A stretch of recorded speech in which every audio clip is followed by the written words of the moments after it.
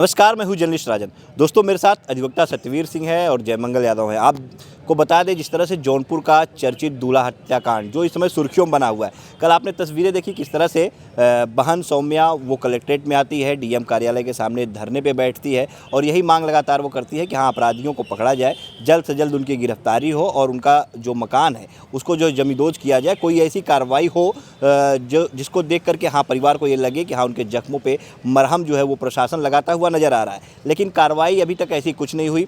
कल अधिवक्ता सत्यवीर सिंह भी मौके पे मौजूद थे और सिटी मजिस्ट्रेट से उन्होंने बात भी की। तस्वीरें भी हम आपको दिखाएंगे। आप देखिए किस तरह से सिटी मजिस्ट्रेट से बात कर रहे थे, साथ ही परिवार के साथ जो है इस इंसाफ की लड़ाई में वो शुरू से ही खड़े नजर आ रहे हैं। चाहे आज़ाद बिंद का मामला हो या अनुराग यादव के मामले में आपने देखा किस तरह से अधिवक्ता सत्यवीर सिंह इंसाफ की लड़ाई लड़ते रहे और तहसीलदार के न्यायालय से जीत भी उन्होंने हासिल कराई।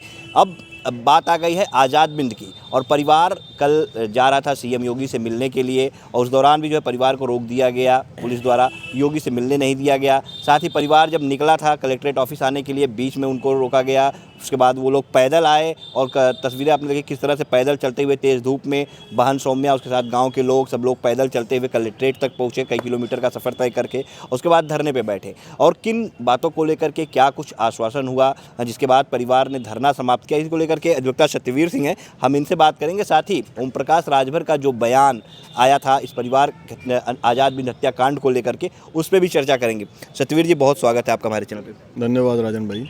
आप कल परिवार के साथ खड़े थे, यहाँ पे मौजूद थे, सिटी मजिस्ट्रेट से भी बात हुई, क्या कुछ बातें अपने अधिकारियों से की और क्या कुछ रहा जिसके बाद परिवार जो है धरने को समाप्त करता है?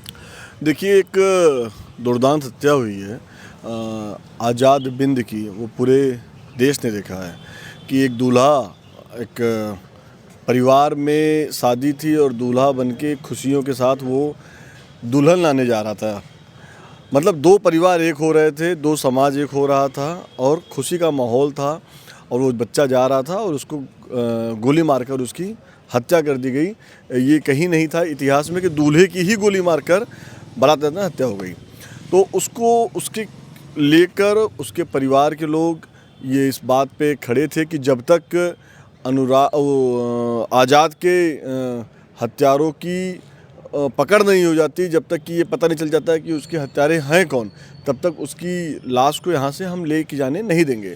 लेकिन प्रशासन और हमारे जौनपुर के नेताओं के द्वारा उसको आश्वासन दिया गया कि जल्द से जल्द जो है हम जो भी गुनहगार हैं उनको पकड़ लेंगे और पकड़ने के बाद फिर जो है आप उनको सज़ा दिलाएंगे। लेकिन उसके उलट 14 दिन हो गए, कल 13वां दिन था या 15वां दिन था, कल 15 दिन था। 15 उसके बाद उसके परिवार के लोग आए। उसके परिवार के लोग आ रहे थे यहाँ पे जिलाधिकारी से मिलने और कप्तान से मिलने, लेकिन प्रशासन ने उनको बीच रास्ते में ही चूँकि लेके आ रहे थे, लेकिन कुछ अज्ञात लोग बाइक से आए, वो बस का वो पाइप काट दिया, बस चलने नहीं दिया कि बस को रोक दिया गया, ड्राइवर भाग गया। वो सुबह से ही लगातार वो सब कोशिश कर रहे थे कि जो है हम वहाँ पहुँच जाएं, लेकिन बस वाला ड्राइवर नहीं आ रहा था, बस वाला फ़ोन नहीं उठा रहा था, तो फिर गाड़ियाँ नहीं मिल रही थी। तो मुझे लगता है कि प्रशासन का या कुछ लोगों का दबाव था, इस वजह से हो रहा था। तो जब वो लोग यहाँ पर आए, धरने पर बैठे और लगातार इस बात की मांग कर रहे, पैदल आए, वो बताइए 14 किलोमीटर से पैदल वो सब यहाँ आए, पूरा परिवार आया, पूरे गांव के लोग आए और नौजवान लोग आए, आके इस बात की मांग चिलचिलाती धूप में आप अगर 10 कदम चल जाइए तो आप बेहोश होकर गिर जाएंगे। लेकिन वो पूरा परिवार एक न्याय की उम्मीद के साथ जिलाधिकारी के यहाँ आया और धरने पर बैठ गया। लेकिन प्रशासन की तरफ से इस बात का आश्वासन दिया गया और मजबूत आश्वासन दिया गया।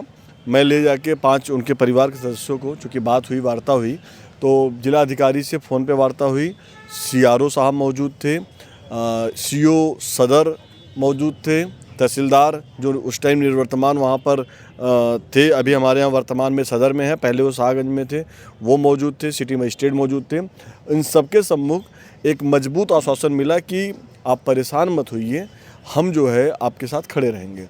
और परिवार का भी एक और मांग था कि उसका घर गिरना चाहिए, तो उस मकान को गिराने का भी एक जो नोटिस होती है वो उस मकान पर चस्पा कर दी गई, क्योंकि कुछ चीज़ें कानूनी प्रक्रिया के तहत आती हैं।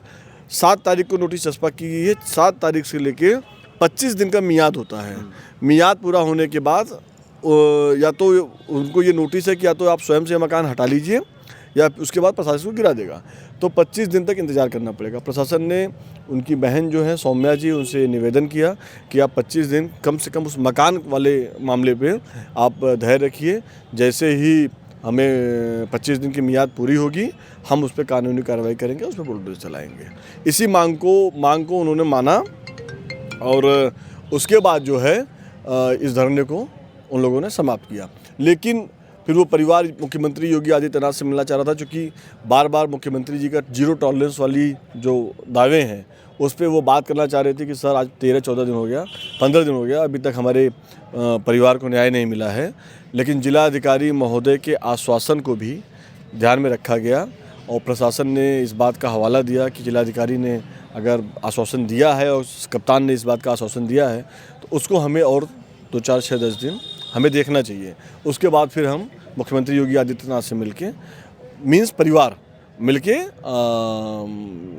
अपने न्याय की बात करेगा। यहाँ पे एक चीज़ मैं पूछना चाहूँगा सतवीर जी, आपने कहा कि 25 दिन नोटिस दी गई है, ऐसी ही कुछ नोटिस अनुराग के परिवार को भी दी गई थी, ऐसी ही कुछ नोटिस लालता के मकान पे भी चस्पा की गई थी। उसके बाद एक लंबा समय, 1 साल का लंबा समय चल गया, आप खुद तारीख पे तारीख देखते रहे। तो क्या इस केस में भी तो ऐसे नहीं हो जाएगा, क्योंकि यहाँ पे भी ऐसे ही आश्वासन, ऐसी ही नोटिस का दौर चल रहा है? देखिए, मैं अभी एक वकील बात कर रहा हूँ तो मैं आपसे कानूनी बात कर रहा हूँ।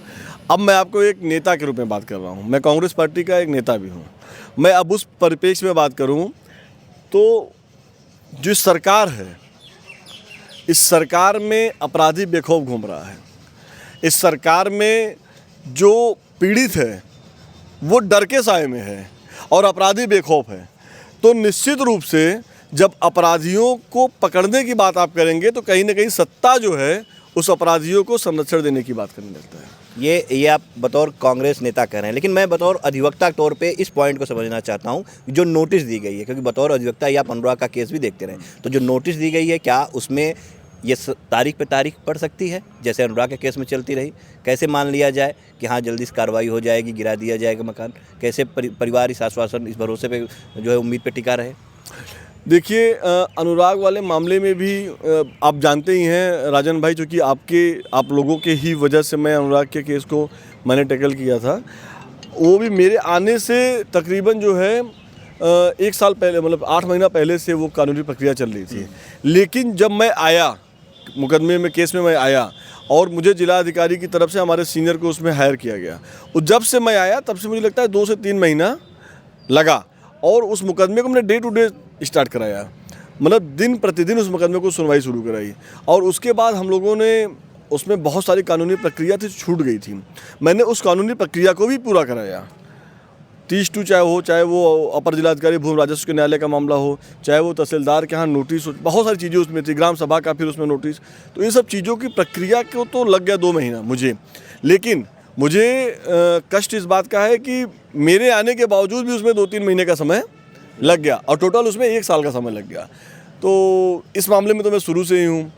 एक चीज़ मेरे सामने और अड़चन आएगी, क्योंकि अगर ये मामला अगर सदर का होता तो मैं इसको खुद ही इसको टैकल करता। ये मामला शाहगंज का है, शाहगंज तहसील का है। तो शाहगंज तहसील में चलिए मैं कोशिश करूँगा कि मैं शाहगंज जाके मैं इस मामले को देखूँगा, तारीख के दिन जाना पड़ेगा मुझे। लेकिन निश्चित रूप से जिस तरह से प्रशासन के ऊपर एक दबाव है, पीड़ित परिवार को न्याय मिलना चाहिए। अगर न्याय नहीं मिलेगा तो आने वाला चुनाव भी है, मुख्यमंत्री को जवाब भी देना है, शासन प्रशासन को जवाब भी देना है। एक बच्चे की हत्या हुई है, अनुराग यादव की हत्या हुई है, ऐसे तमाम हत्या, 13 हत्या हुआ था, 3 लोगों को मार दिया गया था। तमाम चूँकि जौनपुर जो है ये मुझे लगता है कि हत्याओं का वो दौर में चल रहा है। आखिरी सवाल आपसे लेना चाहेंगे, बतौर कांग्रेस नेता लेना चाहेंगे। ओम प्रकाश राजभर आए हुए थे मंत्री, उन्होंने जिस तरह से इस पूरे घटना की गुत्थी को बता दिया कि प्रेम प्रपंच में ये हत्या की गई है और परिवार भोले राजभर का नाम ले रहा है, लेकिन वो कहते हैं कि रवि यादव मुख्य आरोपी है और भोले राजभर उसके साथ बाइक पे बैठे हुए कोई तस्वीर आ गई, मतलब कहीं ना कहीं उसको दरकिनार करते हुए नजर आ रहे हैं। कैसे देखते हैं आप उनके इस बयान को, जबकि पुलिस ने अभी तक कोई ये नहीं बताया कि हाँ प्रेम प्रपंच का मामला है, कि पुलिस जब अरेस्ट करेगी, खुलासा करेगी तब कुछ खुल के आएगा, लेकिन ये मंत्री ओम प्रकाश राजभर जी कैसे खुल के कर सकते हैं? कैसे देखते हैं आप? यार, इस व्यक्ति को मंत्री किसने बना दिया है, मैं यही नहीं समझ पा रहा हूँ। और ये व्यक्ति नेता कैसे है और ये व्यक्ति जीतता कैसे है? न तो पढ़ा लिखा है, ना सामाजिक है, न तो बात करने का लहजा है। जात के नाम पे कितने दिन आप राजनीति करोगे? जात की सियासत बहुत दिन नहीं चलती है। आप एक तरफ कह रहे हो कि रवि यादव अपराधी है, दूसरी तरफ अपनी बिरादरी के एक कौन सा क्या नाम है उसका, भोला राजभर कह रहे हो कि नहीं वो संत है। यार इसका पैमाना कहाँ से लाते हैं ये लोग? और ऐसे लोग राजनीति में हैं क्यों?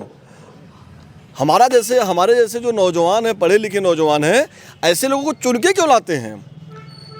कि जात के नाम पे सियासत करने वाले ओम प्रकाश राजभर को मैं नेता नहीं मानता हूँ, और हमारे जैसे नौजवान को नेता मानना भी नहीं चाहिए। ये लोग नेता के नाम पे कलंक है, निश्चित रूप से कलंक है। राजभर, ओम प्रकाश राजभर, उनकी भाषा आपने देखा है? उनके भाषण सुना है? भाषा का उनका लहजा सुना है आपने? नेता का लहजा क्या होता है? नेता कौन होता है? नेता ऐसा होता है कि अगर वो अपनी जुबान से भी बोले तो उसकी जनता को अंदर से तसल्ली महसूस हो। वो एक मैं देखा भखुरा में, वो पैर पे गिर के रो रही है माँ, और बैठा हुआ जैसे लग रहा है कि प्राइम मिनिस्टर बैठा हुआ है, और प्राइम मिनिस्टर भी ऐसे नहीं बैठेगा। तो यार ऐसे व्यक्तियों के बारे में हम जवाब भी देना चाहते हैं, और ऐसे लोगों के लिए अगर हम बोलेंगे तो राजनीति में हम जैसे जो राजनीति करने वाले लोग हैं उनको शर्म आती है। तो ये राजनीति के नाम पे ये शर्म है, और ये जाति के नाम पे सियासत करने वाले लोगों की दुकान, मैं लोगों से अपील करता हूँ कि ऐसे लोगों की दुकान को बंद करिए। ये लोग सिर्फ और सिर्फ आपको भुना के, आप मुझे बता दो कि कौन सा राजभर नौजवान IAS हो रहा है, कौन सा राजभर नौजवान PCS हो रहा है, कौन सा राजभर नौजवान सिविल सर्विस में जा रहा है? जा कौन रहा है? ये राजभर जा रहा है, ओम प्रकाश राजभर, उसके दोनों बेटे जा रहे हैं सियासत में। आप बताओ, आपका बेटा जो है कौन सी गाड़ियों में, बड़ी गाड़ियों में घूम रहा है? कितनी बड़ी गाड़ियों में आपका बेटा को? बाइक से नहीं घूम पा रहे हैं भैया। जो सत्ता का संरक्षण राजभर को मिला है ना, वो और उसका बेटा यही बड़ी बड़ी गाड़ियों के काफिले से घूम रहे हैं। मैं देखता हूँ, मैं गया हूँ गाँव में, हमारे बहुत रिश्ते हैं राजभर परिवार में, बिंद परिवार में, मुस्लिम परिवार में, क्षत्रिय परिवार में, ब्राह्मण परिवार में। हम लोग सबको एक साथ लेके चलते हैं। हम कभी ये नहीं देखते कि मैं कांग्रेस पार्टी में हूँ तो मैं फलाने जाति का लोगों को लेकर चलूँगा। मैं सबको लेके चल रहे, हम सबको लेके चलने वाले लोग हैं। राजभर भी हमारे उतने ही हमारे अच्छे दोस्त हैं, हमारे अच्छे कार्यकर्ता हैं, अच्छे पढ़े लिखे लोग हैं। इस परिवार में लड़ाई में आप रहेंगे शामिल? बिल्कुल रहूँगा, बिल्कुल रहूँगा। और मैं आपसे निवेदन करता हूँ कि ये राजभर टाइप के जो कौन से ओम प्रकाश राजभर जैसे नेताओं की चर्चा अगर आप लोग मीडिया में बंद कर दिए तो उनकी दुकान बंद हो जाएगी। जो पियर का गमछा लगा के ये अपने आप को बता रहे हैं, ऐसे पढ़े लिखे अनपढ़ जाहिलों को जो है ना, राजनीति में रहने की ज़रूरत नहीं है। यहाँ बिल्कुल देखिए, तो ये अधिवक्ता सत्यवीर सिंह हैं, जिन्होंने साफ तौर पे जो आज़ाद बिन हत्याकांड है उस पर पूरे मामले में का जिक्र किया, और साथ ही उन्होंने बताया किस तरह से जिलाधिकारी ने आश्वासन दिया है, और उसके बाद परिवार जो है एक बार फिर प्रशासन के आश्वासन के भरोसे ही बैठा हुआ है। अब देखना ये होगा कि परिवार को इंसाफ कब मिलता है।